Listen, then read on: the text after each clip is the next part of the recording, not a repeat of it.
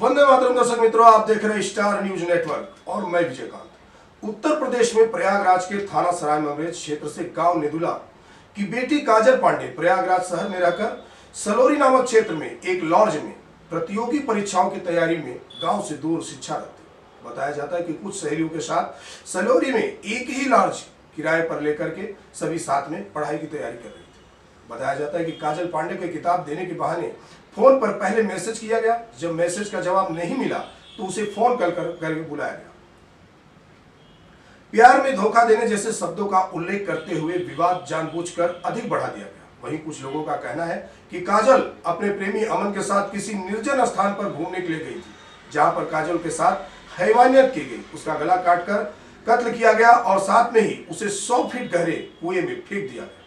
अपराधियों ने साक्ष्य को छिपाने की बहुत कोशिश की, लेकिन मामला जब अधिक तूल पकड़ लिया तो पुलिस को छानबीन में मुख्य अभियुक्त के रूप में अमन सिंह राजपूत पुत्र अपरबल सिंह जी को, जो आजमगढ़ से, दूसरा अभियुक्त दीपक यादव पुत्र नरेंद्र यादव, यह भी आजमगढ़ के ही है, तीसरा अभियुक्त निखिल कनौजिया, उनकी गिरफ्तारी मऊ से हुई है। अपराधियों के ऊपर धारा 364, 376, 302, 201 जैसे धाराएं लगाई गई। अब बात यह नहीं रुकती। सबसे पहले तो हम आते हैं राजनीतिक बातों में। काजल पांडे सवर्ण जाति की ब्राह्मण बेटी है। इसकी वजह से उत्तर प्रदेश के नेताओं के कानों में जूं तक नहीं रेंगी है इस मसले को लेकर। दबाव के बाद प्रशासन ने अपना काम तो जरूर किया, लेकिन राजनीतिक गलियारों में बलात्कार जैसे शब्द का भी लेखा जोखा जाति और धर्म, मजहब और पंथ को देखकर किया जाता है। राजनीति के नाम पर इससे अधिक नंगा नाच कुछ हो ही नहीं सकता। चाहे वो उत्तर प्रदेश की कोई भी राजनीतिक पार्टी हो या देश की कोई राष्ट्रीय पार्टी हो, ऐसे समय में बेटी की जाति और धर्म देखकर मुद्दा उठाना बेहद ही शर्मनाक होता है।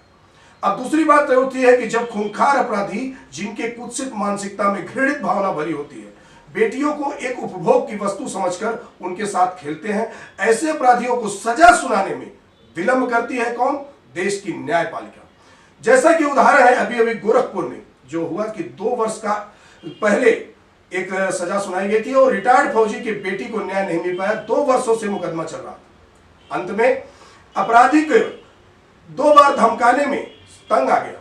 अपराधी ने बार बार धमकी देनी शुरू कर दी तो रिटायर्ड फौजी को पुनः एक बार बंदूक उठाकर अपने परिवार की इज्जत की रक्षा करने हेतु आतंकवादी रूपी बलात्कारियों को सजा देने की सोच ने हथियार उठवा दिया तथा उस अपराधी को गोली मारकर फौजी ने अपने कर्तव्य का पुनर्निर्वाहन तो किया।